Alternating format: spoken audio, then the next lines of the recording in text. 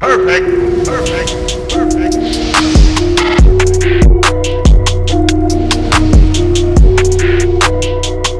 What is going on, everybody? I go by RB, and this is Philly Take with RB. You guys know what to do. Go ahead and smash that like button for me. Hit the subscribe if you're new, and ding that notification bell so you're instantly notified whenever I upload or go live. I just dropped my second round picks video earlier. We talked about a lot of first round picks in the last couple weeks. Go ahead and check it all out on the channel. By the way, I will be live streaming the draft Wednesday night, so be sure to tune into that. It's going to be a lot of fun. I cannot wait. All I can think about right now is this draft, is this Sixers team, is this Sixers future. And man, there's so many different scenarios going through my head. I mean, I feel like this is going to be a very different draft. A lot of hidden gems late, and really with 5 picks, 1 in the first, 4 in the second, I think the Sixers have a chance to do something special here. But I've been thinking about something, and it's been in my mind all weekend. It's going through my head today, and I've come to a realization. The Sixers are going to make a trade on draft night. I would say, honestly, I'm like 95% sure of it. Think about it. The Sixers usually end up making a trade. We usually move up or move back a couple slots, package some picks together. Now we have Daryl Morey, who's like the king when it comes to trading, right? And in the draft, I mean, last year we move up and we get a Matisse Thybulle, and look how good that panned out for us, right? But Daryl Morey, I mean, he was even talking about when he came here. You know, he was talking about the situation in Houston, right, in his opening press conference. He said, we didn't have any draft picks, but we were already engaged in conversation about moving up and trying to acquire picks. And he's already done a ton of research. The front office of the Sixers says that, you know, he's working at an incredible pace. And I really, now that I start to think about these scenarios, the Sixers could move up. The Sixers could move up. We could move back. There could be so many crazy trades that could happen on draft night. I'm just here to talk about some of the scenarios I could see happening, and maybe some far stretch ones, but it's fun to talk about, man, with 2 days to go. So listen to me, right? So the Philadelphia 76ers, we got the 21st pick, 34, 36, 49, and 58. What if the Sixers wanted to move up in the draft, right? Say the guy that they want is there around the 15 range, the 16 range, and, you know, maybe even the 13 range, right? One before Boston.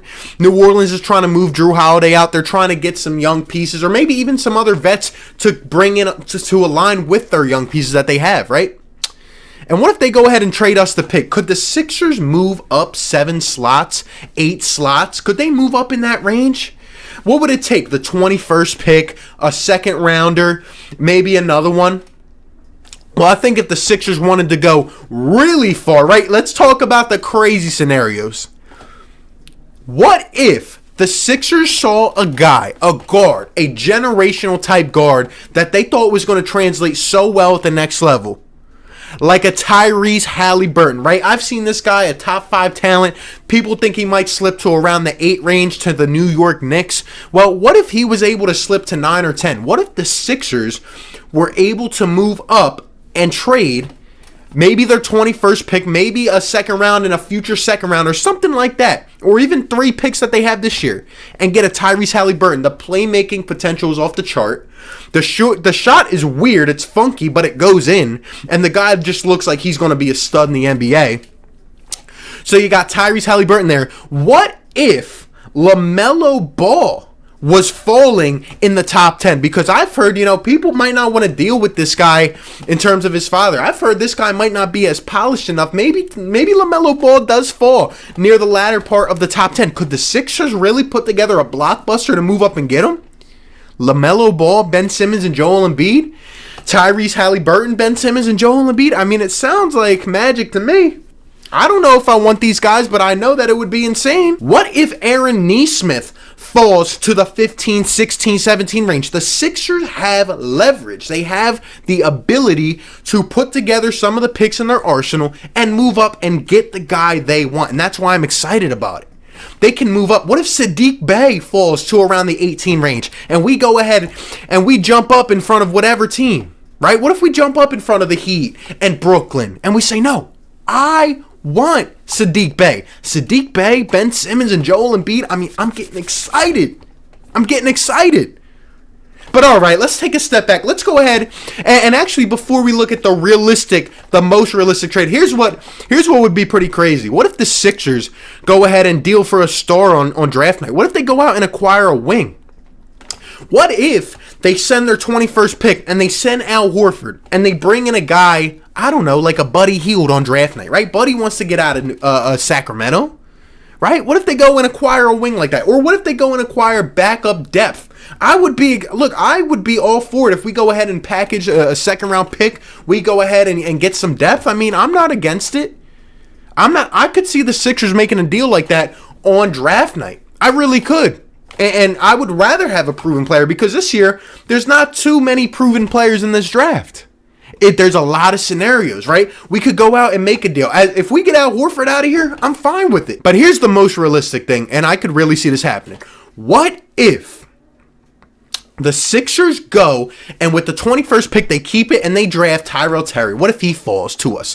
What if Desmond Bane falls to us? Or Cole Anthony, my top choices, right? Yes, we get Desmond Bane in here, a 44% shooter from behind the arc. Everything's good. We're all jolly and happy. Let's go, right? But then the Sixers are like, you know what? We're not satisfied yet. What if a guy like, I don't know, a Nico Mannion fell down to number 28? What if Tyrell Terry was viewed as not ready yet for the NBA and he were to fall? Could the Sixers end up with Desmond Bane and Tyrell Terry? Could they end up with a Cole Anthony and a Desmond Bane? I mean, could you imagine bringing in two of these playmakers into this building? I'm looking at number 26, for example, the Boston Celtics. We know they love to trade with the Sixers on draft night. It happened last year. We ended up on the good part of the deal, right? But what if they go ahead and pick a guy at 14 and they're like, you know what, let's go ahead and accumulate some more picks, try to develop some of these second round guys. They go ahead and trade us number 26. We could hop back up. We could even get some of these steals, right? What if we went with a guy like, I don't know, a Nico Mannion? What if we went with a Josh Green? We go and get a primary ball handler and then we get a sharpshooter, 3-and-D type of player. It could happen, folks. It really could. And I know Daryl Morey is going to be aggressive on draft night. What if we look at the second round and Cassius Winston is sliding up boards and we want to bring him on board? We have the leverage to move up. All I'm saying is that the Sixers are bound to make a trade on draft night. I don't know if it's going to be something major. I don't know if it's going to be something little.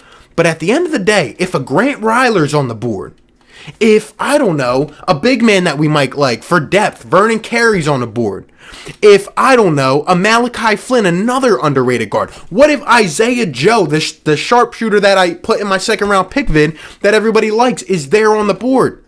I think the Sixers are going to pull the trigger on some type of trade, whether we go out and get depth at the NBA level, whether we go out and are able to get two studs in this lineup, or even if we go way out of our comfort zone and move up, maybe even into the lottery. I could truly see Daryl Morey striking on an opportunity for us to go out here and get some guys that we might have evaluated on our board way higher than others, given the fact that, again, not everybody's going to be on the same standards this year because we haven't seen as much exposure to these prospects. I think there will be sleeper guys there, and if the right guy is there, we will not hesitate to do so. That's just my thoughts. Give me your thoughts down below in the comment section. Appreciate you guys for tuning in. Be sure to like, comment, and subscribe, and I'll catch you on the next one, man.